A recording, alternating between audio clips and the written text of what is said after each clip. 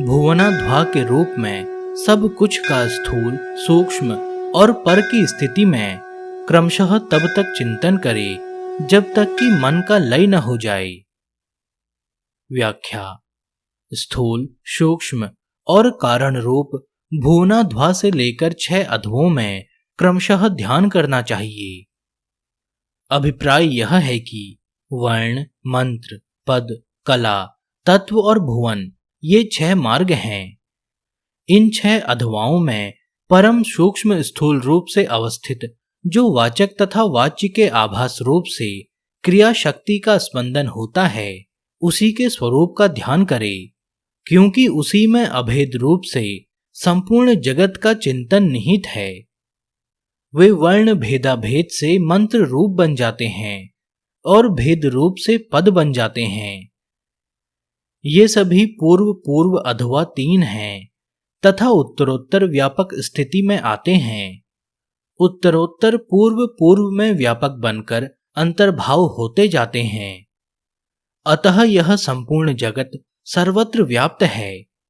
इसीलिए एक अध्वा दूसरे अध्वा को गर्भित करके स्थित होने से प्रथम अध्वा दूसरे 5 अध्वाओं को भी गर्भित करके स्थित है। इस प्रकार यह षडधव शोधन की प्रक्रिया शास्त्रों में बतलाई गई है। जैसा कि स्वच्छंद तंत्र में भी कहा है, तत्वों में भुक्तों की व्यापकता आकाश से शिव तत्व पर्यंत है।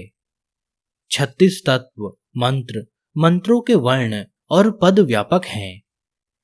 ये सभी सांसारिक पदार्थ वाच्य वाचक योग से तत्वों में अंतर्भूत होते हैं।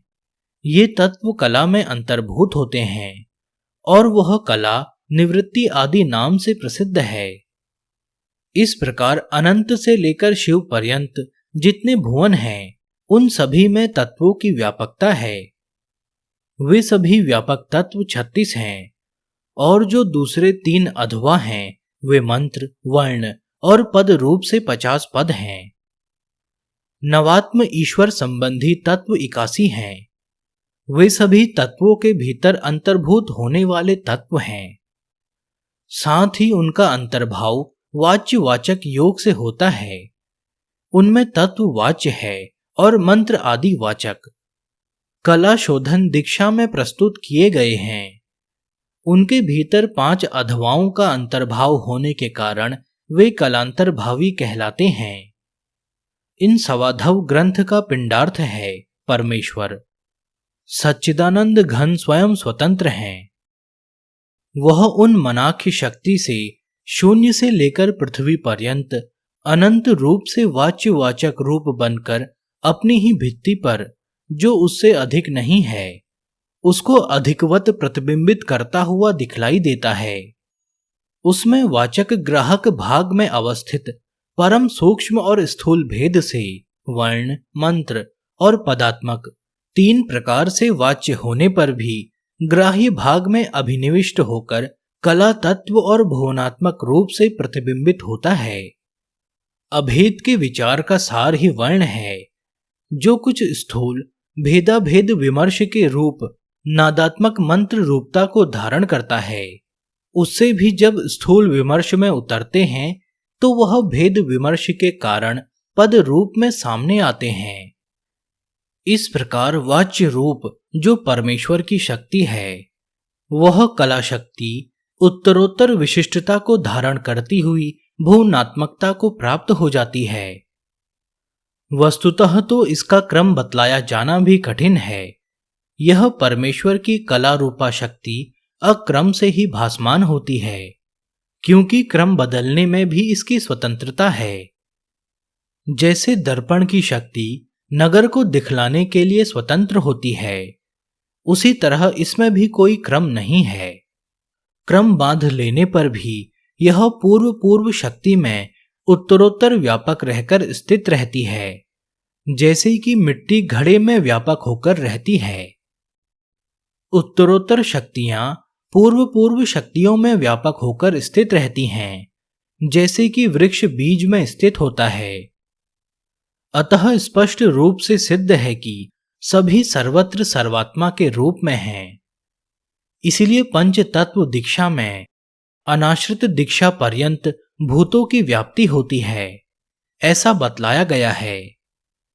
और इसी प्रकार एक एक प्रमाता या एक एक भाव वस्तुतः षड्धवा के फैलाव के रूप में परमेश्वर की शक्तिमय आकार लेकर हकार पर्यंत वर्ण विश्राम संपूर्ण अहंता विश्रांति पर्यंत सत तत्व है और वह परमेश्वर स्वरूप ही है। इसी प्रकार भुवन आदि जो 6 अध्वा हैं, तदात्मक सारे जगत का विचार करता हुआ स्थूलतर को सूक्ष्म में और स्थूल को सूक्ष्म में विलीन करके सूक्ष्म को परमेश्वर की चिन्ह मात्र बोध कला में लय करे। इस प्रकार अधव प्रक्रिया से शैवमत विमर्शात्मक क्रिया तक लय करने पर मनुष्य के सामने उस महान चैतन्य शक्ति परमेश्वर का आविर्भाव होता है। तत्वों का तत्वों में लय करने से उस महान शून्यता की भावना का उदय होता है। उसके साधन के प्रकारों का वर्णन यहां किया गया है। उसका संक्षेप इस प्रकार है। भुवन आदि 3 तत्व वाच्य और पदादि 3 तत्व वाचक हैं। इस प्रकार शक्ति ही 6 अध्वा के रूप में प्रकट होती है। ये 6 प्रकार की शक्तियां जिसके भीतर हैं, वह शक्तिमान महेश्वर कहलाता है।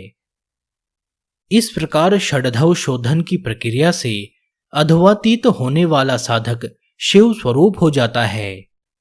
ऐसा मालिनी विजय तंत्र में उल्लिखित है। इस संपूर्ण विश्व के चारों ओर अधव प्रक्रिया से शिव तत्व का ध्यान करते हुए साधक के हृदय में परम शैव तत्व उदित होता है। व्याख्या। अभिप्राय यह है कि प्रकाश विमर्श रूप परमेश्वर के इस शैव तत्व के स्वरूप का ध्यान करने पर साधक के शरीर में प्रकाश की अभिव्यक्ति होती है। इससे यह सिद्ध होता है कि कलात्मक भुवन तत्व वाच्य वर्ग है, प्रकाश परमार्थ है और पद स्वरूप मंत्र वर्ण वाचक है। ये समुदाय त्रय ही विमर्श का शरीर है। द्वादशांत तथा नाभि चक्र ये दोनों संसर्गात्मक अरणि हैं। उन्मेष और निमेष दोनों शक्तियों का एक साथ अनुभव करना यह प्रकाश रूप है। इसीलिए भुवन से अधव पर्यंत संपूर्ण जगत शिव के अतिरिक्त कुछ भी नहीं है। इसमें से जगत रूप का त्याग करके शिव रूप का ध्यान करते हुए साधक के हृदय में ज्ञान का उदय होता है। जैसा कि कर्म कांड कर्मावली नामक ग्रंथ में कहा गया है, तीनों वेद, 6 अध्वा और चारों अवस्थाएं तथा दोनों चक्र, इन तीनों मार्गों में अवस्थित शक्ति पर्यंत सदाशिव का ध्यान करता हुआ वह अमृतेश्वर अर्थात शिव बन जाता है। इस जगह उपाध्याय का संकेत निम्न है। सर्वप्रथम अनुत्तर इच्छा का उन्मेष ही जिसका लक्षण है, उस अवस्था का नाम त्रयी है, जो ह्रस्व स्वरूप सूक्ष्म अवस्था है। उसके बाद आनंद ही जिसका अनुभव में प्राप्त होने वाला स्वरूप है। ऐसे 7 षंड स्वर हैं, वे सप्तक कहे गए हैं। और 4 संध्य अक्षर वर्ण, युग्म, अनुस्वार और विसर्जनीय में, षोडश कलात्मक पुरुष मार्ग में, त्रितया मार्ग में, वर्ण, मंत्र और पद स्वरूप तीनों अधवों में, जो कि अभेद, भेद अभेद और भेद के आश्रयभूत हैं, उसका चिंतन करते हुए मनुष्य मृत्युंजय होता है, अर्थात काल देह का अपहरण कर सकती है। वह बोध स्वरूप परमेश्वर है। इस संपूर्ण संसार को शून्यमय विचार करे और वहीं मन को लीन करता रहे तो साधक उस शून्य में लय होकर तन्मयता को प्राप्त कर लेता है। व्याख्या। यह संपूर्ण जड़ चेतनात्मक जगत वस्तुतः कुछ भी नहीं है। गंधर्व नगर या इंद्रजाल के तुल्य मिथ्या अध्यास से उत्पन्न होने के कारण असत है। जब वस्तु ही नहीं है तो उसके नाम रूप आदि भी सभी काल्पनिक ही हैं। सद वस्तु तो स्वतः प्रकाशमान चैतन्य मात्र है। इस प्रकार ध्यान करने वाला इस लय योग के अभ्यास का पात्र है। जैसे मनुष्य भित्ति को छोड़कर घटादी पात्रों पर दृष्टि स्थापित करता है, उसी प्रकार अंतःकरण में रहने वाली वस्तु पर दृष्टि जमाकर यदि पार्श्व भाग हृदय तथा द्वादशांत को छोड़कर दृष्टि स्थापित करे तो वहीं पर विलीन होकर विश्रांति को प्राप्त कर लेता है, अर्थात परमेश्वर में विलीन हो जाता है।